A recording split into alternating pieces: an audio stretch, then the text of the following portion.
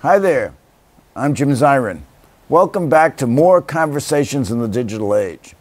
Having seen a presidential campaign riddled with videotaped evidence of possible sexual misconduct, search warrants covering unread emails on a laptop computer, classified information on personal servers, and Russian cyber hacks seeking to manipulate the electorate, we ask ourselves, what are the costs and benefits of a world connected, for better or for worse, through cyberspace? Here to help us ponder this question is an expert on the subject of cybersecurity. He is Adam Segal, Director of the Digital and Cyberspace Policy Program at the Council on Foreign Relations. Adam Segal is the author of the red-hot book with a long title, The Hacked World Order: How Nations Fight, Trade, Maneuver, and Manipulate in the Digital Age. Adam, we're delighted to have you with us. Thanks for having me. Now, what's going on with all these emails? The election campaign has seemed to take a cyber dimension. It has. We have what looks to be the hacking by Russian intelligence and military intelligence of the emails and servers of the Democratic National Committee, John Podesta, an advisor to Hillary Clinton, and some other Democratic organizations, and then the release of those emails in an attempt to either influence the election or just create confusion and chaos. The intelligence community, the U.S. intelligence community, has said the Russians were responsible. Does that mean the Russian government, or does it mean individual Russians somewhere in Siberia? Yeah, we don't know. When the initial reports came out, CrowdStrike, which was the cybersecurity firm that first reported the attacks, said that the hackers were probably from the GRU, which is military intelligence, and the FSB, the follow-up to the KGB, given the techniques and methods that they were using. When the Department of Homeland Security and the Director of National Intelligence came out and attributed the attack to Russia, they say, given the types of attacks, we think they have to have permission from the highest level of Russian governments, but they didn't attribute it to the Russian government itself. So it could be criminal hackers who are being paid by the Russian government or others freelancing. Now, why would Russians or the Russian government want to hack the emails of Debbie Wasserman Schultz or of the Democratic National Committee or of John Podesta? It's an interesting question, because one of the characteristics of cyberspace is we don't often know what the intent of the hacker is. And we know that in the past the Russians have used cyber tools, cyber attacks to try to influence the elections in countries around them. So in the Ukrainian election in 2015, they sent texts and emails to knock some websites offline. They stole intelligence from Ukrainian parliament members. In this case, it's not clear if they were committing espionage and they were just spying on the Democratic campaign and they got caught and they decided to dump the material, or they always intended to try to influence the election. Is it possible they were retaliating against Hillary Clinton because she had accused them of trying to rig the Ukrainian election? It's possible. We know the Russians have a very broad conception of what they call information war, and the sense that trying to influence domestic politics through the internet is part of that. Certainly in 2011, during the Russian elections, they thought that when Secretary Clinton was talking about free and open elections, that she was trying to intervene and sway the elections against Putin. So it could be a response to that. It also could be a response to the sanctions that the U.S. and the EU are putting on Russia because of Crimea and Ukraine. Now, as a technical matter, I mean, if I wanted to hack into the email servers of the Democratic National Committee, I wouldn't know where to begin. I wouldn't even know where they're located. How do I go about that? How did they go about it? Well, what we think they did was what's called a spear phishing campaign. So a spear phish email is an email that's made to look like it comes from somebody that you know. and will have a link or something to download on it that has malicious software, malware on it. So it's sent to you. It says, hi Jim, this is Adam. Here's an article I thought you'd be interested in. You don't notice that the email address has been spoofed, has been made to look like it comes from me, and you click on that attachment. But how do they know I know you? I mean, if it came from a stranger, I wouldn't have anything to do with it. If it comes from you, of course I open it. They might know that they go on your LinkedIn account and they see that we're connected on LinkedIn. They look on your Twitter page and see that I'm a follower. They go to the council's public list and see members. So there's lots of ways that they could do intelligence to gather that and seek possible connections. Well, the council itself has been the object of malware attacks, hasn't it? It has. We seem to have been of interest to the Russian and Chinese intelligence services. Now, the DNC emails really were not classified in any way. All right, they hack in and they get them, but who releases them to the public? It's WikiLeaks, Julian Assange. Right. So how does the hacked information get to Julian Assange? Well, that was part of the reason why people thought this was probably the Russian intelligence services, because originally the person who said they were doing the hacking was calling themselves Guccifer 2.0, which is a reference to another earlier hacker called Guccifer, who hacked into former President Bush's email and Colin Powell's emails and some others. And he created a website that was called DNC Leaks and started pushing the information out there. That person was quickly discredited. He said he was Romanian and he didn't seem to actually speak Romanian. They found some data in the emails that suggested that it was from Russia. How the information now gets from DNC or from John Podesta's emails to WikiLeaks, we don't really know. Some have suggested it's given, it's delivered by hand, so somebody gives a thumb drive to Assange and WikiLeaks. But how that transfer is made, we don't know. Is it clear there's a connection between Assange and the Russians? There's no clear evidence of it. I mean, certainly they are interested in the same political outcomes. Assange seems to also have a great deal of animus for Clinton. It is interesting that he's released nothing on the Trump campaign, but we don't have any physical or particularly public evidence right now. Now, 8 years ago, the DNI, Director of National Intelligence, published a list of security threats to the United States, and cyber attacks was at the bottom of the list. Yeah. Today, it's at the top of the list. What's happened in between?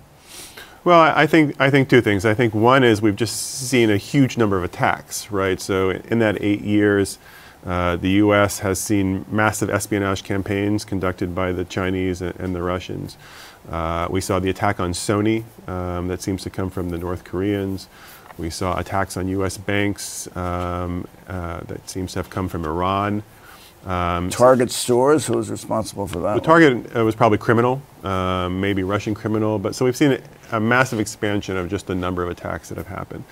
And we have increasing vulnerability. We have more and more things that are connected to the internet. And so I think that's why it's moved up dramatically in the threat matrix. And that's why it's at the top now. Now, the attacks we've seen are would appear to be in the nature of espionage or disruption or just to tease us. But there's been no real devastating attack, an attempt to take down the electric grid or an attempt to completely destroy the banking system. Why haven't we seen anything like that? Yes, we've only seen one attack that causes physical damage, and that was probably the U.S.-Israel directed attack against the Iranian centrifuges in the nuclear program, which is called Stuxnet or Olympic Games. We have what we think was a Russian attack on Ukrainian power grid in 2015, which took it down for about 6 hours. So other than those two exceptions, you're right. Everything else has been espionage or disruption. I think why we haven't seen it is a combination of deterrence and restraint. There aren't that many countries that could launch a cyber attack that causes physical destruction, probably a handful: U.S., China, Russia, Israel, Germany, UK. And those countries are not going to launch an attack out of the blue, right? They're not going to just destroy physical infrastructure and take out the power grid. What Panetta called a cyber Pearl Harbor. Cyber Pearl Harbor, digital Pearl Harbor, cyber 9/11. So there's not going to be an attack out of the blue. They would use those attacks only if their national interests were being severely threatened. What about ISIS or Al-Qaeda or some terrorist organization? Yeah, what we've seen is that the terrorist organizations are interested in this, but don't have the capabilities. What the ISIS and Al-Qaeda use the internet and cyberspace for is propaganda, recruitment, and fundraising for finances. But they have shown some interest in cyber attacks, but they don't have the capabilities to launch an attack that causes physical destruction. Have we considered at all a kind of law of the sea approach where we get together with Russia and China and try to establish some guidelines as to the do's and don'ts of cyberspace? We have. So the United States has basically argued that the laws of armed conflict apply in cyberspace. So neutrality, proportionality, distinction, all of those things that came out of hundreds of years of physical warfare should apply. China and Russia have argued that no, we need new treaties. Cyberspace is too different to use the old rules. We've had discussions at the UN about what some of the rules of the road should be. So are there some norms? And in 2015, 20 countries agreed to 4 very broad principles about how states should behave in cyberspace. Now, the United States itself is spending about 4 times as much on cyber offense as cyber defense. I mean, aren't we a major player in cyber war? We certainly are. I mean, the Chinese and in particular always argue that it was the U.S. that was the first to militarize cyberspace. You know, we set up Cyber Command, which is the Defense Department's unit for cyber defense and offense. We were allegedly behind the attack on the Iranian nuclear program, so we were certainly one of the first to move in this space. I think what those numbers reflect is the problem of defense doesn't seem to be working. Defense clearly isn't working because everyone keeps getting in. And so people think, well, if defense doesn't work, you need more offense. We've talked about international hacking, but domestic hacking occurs too. And you send me an email from CFR.org and to my Gmail account. And the government isn't supposed to intercept that without a warrant. But somehow or other those communications get hacked, and I think the public generally has grave concerns about privacy, and it's supposed to be a private communication between the two of us, but probably it's accessible to Google, and it may be accessible to Richard Haas at the Council on Foreign Relations, and it may be accessible to others. What should the standards be, balancing security and privacy and freedom of communication? Yeah, I think you're right, and each of those is a different level of privacy. If I use my work email, then I have no privacy. Basically, the work has the ability to look at any of those. Any domestic communication, as you said, should be private. But if I'm emailing to you when you're abroad, it could get caught up, right? Because we use the same communication techniques as terrorists and spies and others. I don't think we know yet, right? We in a liberal democracy, we are used to having privacy for the individual and transparency for government. But big data, the digital age kind of flips that, and we see a great deal of transparency about individuals because we're leaving so much code and data around. And governments can operate more and more using cyber attacks or special forces or drones away from the public's view. So I think we need to have a debate, and we are having a debate. We saw this come out in the question about the FBI's access to the Apple phone in the terrorism investigation, that we don't know where that balance between security and privacy is. Well, in San Bernardino, in that situation, the FBI wanted to have access to the data on the phone of a terrorist, and it was password protected. And they said that it would take too much time for them to somehow or other crack into the password. So that presented a dilemma. Eventually, they began discussions, and they actually sued Apple, I guess, and eventually it was settled, and they got access to the data somehow. But does the government have the power to compel Apple to manufacture a backdoor so that law enforcement authorities in the appropriate situation can get access to what's on my iPhone? Yeah, we don't know yet, right? Because in that case, as you pointed out, the government showed up with the All Writs Act and said, we want you to build this backdoor. Apple made it clear they were going to fight. Both, I think legally, the All Writs Act they had some complaints about, but also the question was, if you build a backdoor into the product, you're going to make everyone unsafe. And that was the positions that we had. The FBI then found a company, basically, that found a vulnerability and sold it to the FBI. We don't know what that vulnerability was. We don't know what the FBI did with it after they had it. So the question was basically kicked down the road. We don't know, can the companies build a product that the government can't get into? Technically, that's where they're working towards. We're not sure as a democracy if that's where we want the companies to be. Well, you can go back to the late 19th century. In 1890, Brandeis, before he was on the Supreme Court, and his partner Samuel Warren published a very famous article in the Harvard Law Review called The Right of Privacy.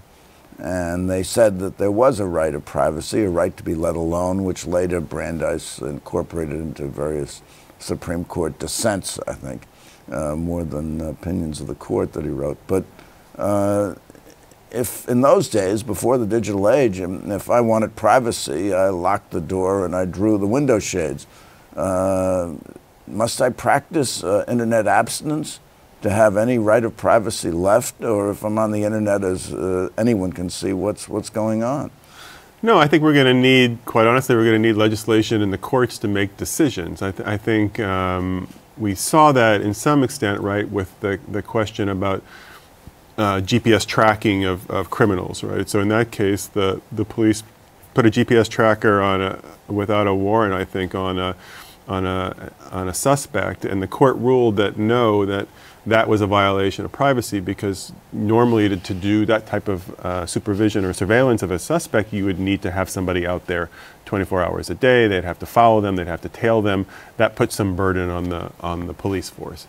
But with GPS tracking, you just put it on the car, and then you can just collect the data for forever, right? It just will last forever. So, as you said, the ease of data collection now is so much more balanced towards the government, or companies for that matter, than it was in Brandeis's time, that we need to have some discussion about how much of that data the government collect and how long they can hold on to it and under what circumstances. Well, of course, traditionally, the government has created or has sought data, for example, from telephone records, calls back and forth, not the content of the phone call, but the fact that it was made and who were the two people on the call and how long it lasted.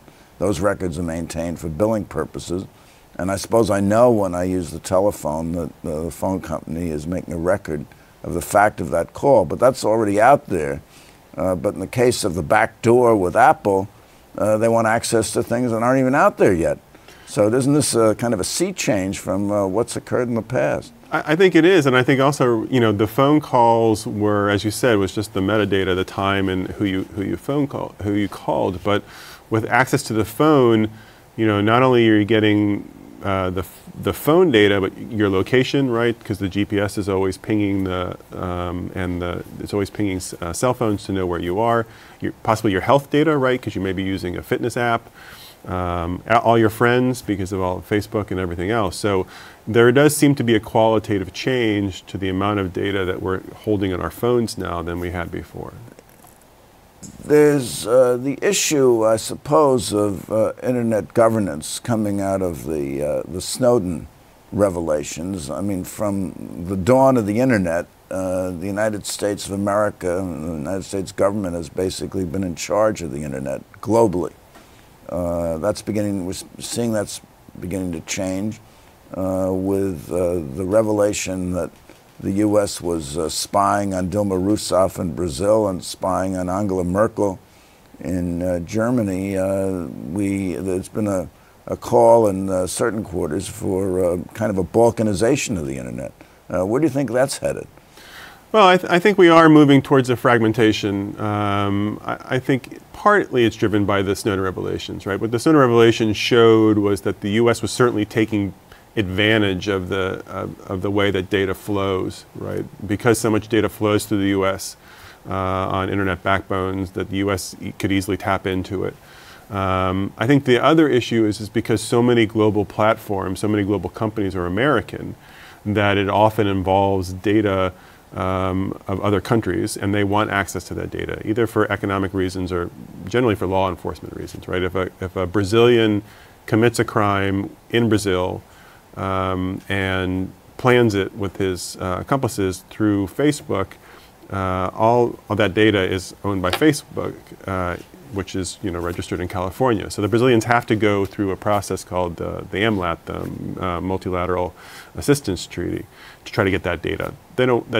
That process can take 10 months. They don't want to have to do that as a sovereign country. So there's lots of increasing incentives for people to store the data locally, and I think we're going to go down that road. We have a new administration taking office, Obama administration gone. What are the cyber challenges facing the new administration? Well, I think it's actually fairly remarkable the amount of attention and policy the Obama administration got done.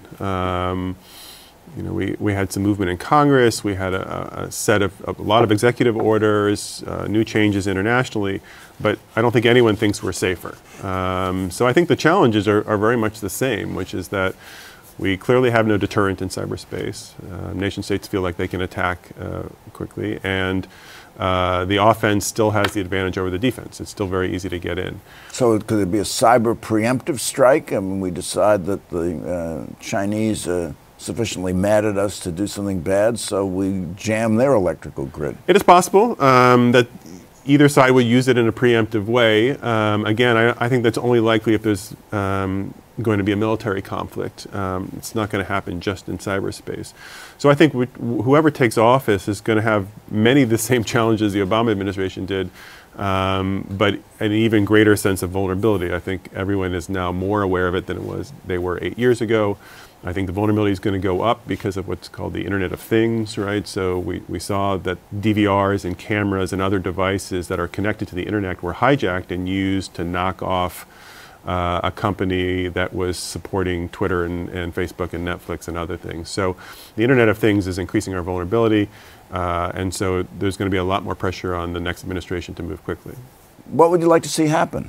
Suppose the new cyber czar is Adam Segal. Two things is going to, most important is, one is what's starting to happen, but will have to happen in the next administration, is that the government is still using so much legacy information technology that we have to modernize that. So much of it was decentralized, was disjointed, and so we could have massive breaches like we had in the Office of Personnel Management, because that agency, there's no way that they could defend themselves. They didn't have the technology and they didn't have the personnel. So we need to make sure that the government is buying the right technology and that we have a more centralized vision, which is like a chief information technology security officer.